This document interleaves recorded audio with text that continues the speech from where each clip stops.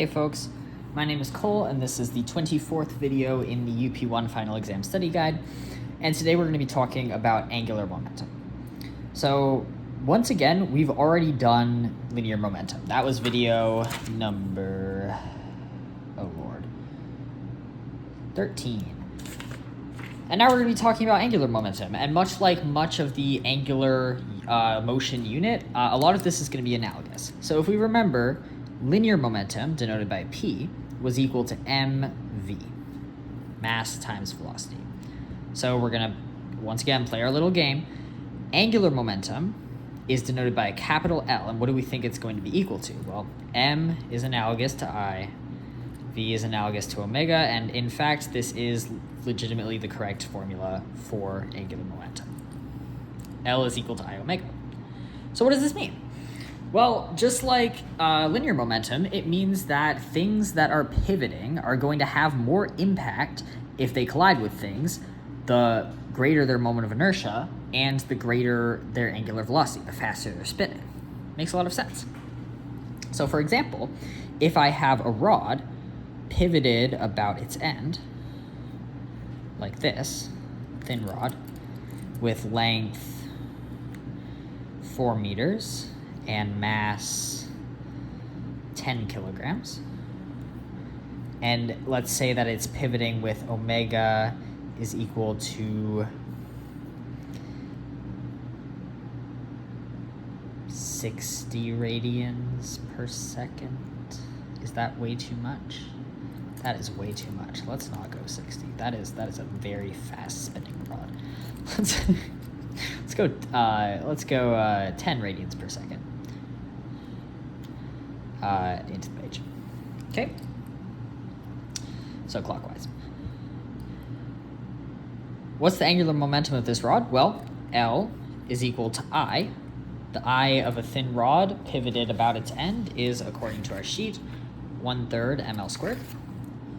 So L is equal to 1/3 times 10 kilograms times 4 meters squared, okay, times omega squared, times omega. I'm trying to do kinetic energy. This is just momentum, times 10 radians per second. Okay, so this is 1/3 times 100 times 40, which is 1/3 times 400, which is some fraction divided by 3. It's about 133.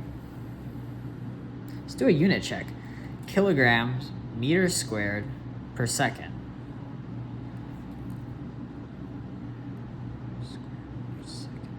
Huh. What's a kilogram meter squared per second? I think that's a joule second. And either one's fine for linear momentum. Usually we say kilogram meter squared per second. Cool.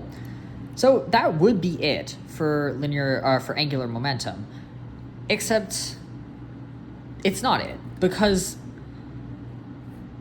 objects moving in a linear motion still have angular momentum, counterintuitively. There is an equation for the angular momentum of a point mass or an object flying in a linear direction. That equation is L is equal to R cross P. Okay. This is for angular momentum of a seemingly linear motion. So let's interpret this. What is the P? Well, the P is the momentum of the object. But what is the R? Well, the R is the linear momentum or the angular momentum being taken with respect to a pivot, right? So if I want to know the angular momentum of this object with respect to this pivot, well, the R is going to be the distance to the pivot. I'm doing the vertical distance here because it's a cross product. So even if I were to do this, it would be this sine theta, which is this. It's R, Y. Okay. So it's the same concept as taking the angular momentum of this object with respect to this pivot, right? We have this inherent pivot in this equation because I is always taken with respect to a pivot, so we have to choose one. So it's not counterintuitive at all to have a pivot for this point mass equation for angular momentum. It makes perfect sense.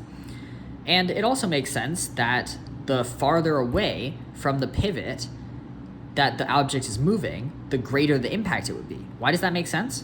Torque. Torque is equal to R cross F. So the farther away the object is from whatever it's hitting, when it hits it, it's going to exert a greater torque. Imagine there was a rod here. If the rod gets hit from the end, it's going to fly farther than if it gets hit right here. So that's the point mass equation for linear momentum, or angular momentum. I'm sorry, I keep saying linear because of the L. It's a trap that you don't want to fall into. L is angular momentum, P is linear momentum. So these are the two equations. You use this one when you have a rigid body being pivoted around a pivot, and you use this one where you have like a point mass or an object like actually flying, not being pivoted, but having some translational speed. Cool. I'm going to write something else here. The magnitude of L is RMV. That just comes from the definition of cross product and the definition of momentum. So now we can talk about the conservation of linear momentum. Conservation of linear momentum. And guess what? It's the exact same as the conservation of... Oh my god. I've done it again. Conservation of angular momentum. It's late, folks. Conservation of angular momentum. And it's the exact same as the conservation of linear momentum. It says that the angular momentum initial is equal to the angular momentum final. Okay? So what that means is the exact same thing that it means for linear momentum. Let's imagine the scenario that I drew here. Let's imagine we have a rod pivoted about its end, and we have a piece, a point mass, which we can say has like 0 moment of inertia for all intents and purposes, just so we don't have to calculate anything when it hits it. Let's say the mass meets the rod and sticks to it. Let's say it has mass 1 kilogram and it's going at 3 meters per second. And let's say this has mass 4 kilograms. Can we find omega F of the system? Yeah, sure we can. Because this is not moving. So Li is just equal to the angular momentum of this ball. Oh, I need to give you a length as well. Let's go 10 meters. Li is equal to RMV, or R cross P, but sine theta is 90 degrees when it hits it, because it'll be like that. So it's just RMV.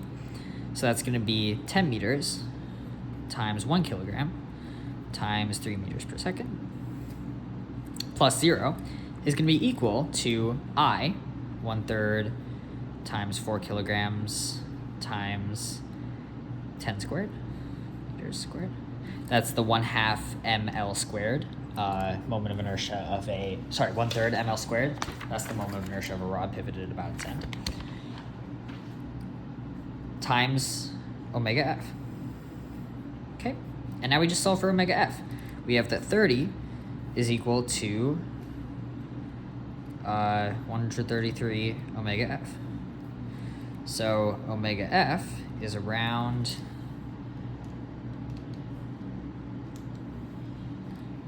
0, or exactly, I should say, 0.225 radians per second. That's not very much, but it makes sense that it's not very much. We have this small mass hitting this like relatively massive rod, so it makes sense that it would be going pretty slow after the collision.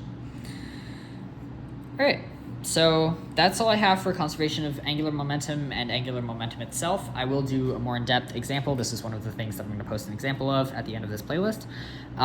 So go ahead and watch that if you want more practice, but in the meantime, there's expert TA modules and a bunch of other things for you to practice angular momentum with. So yeah, hope this cleared things up, and this concludes our rotational motion unit, and the next 4 videos will be about oscillations and waves, and that will be it. That will be the entirety of UP1. So, yay.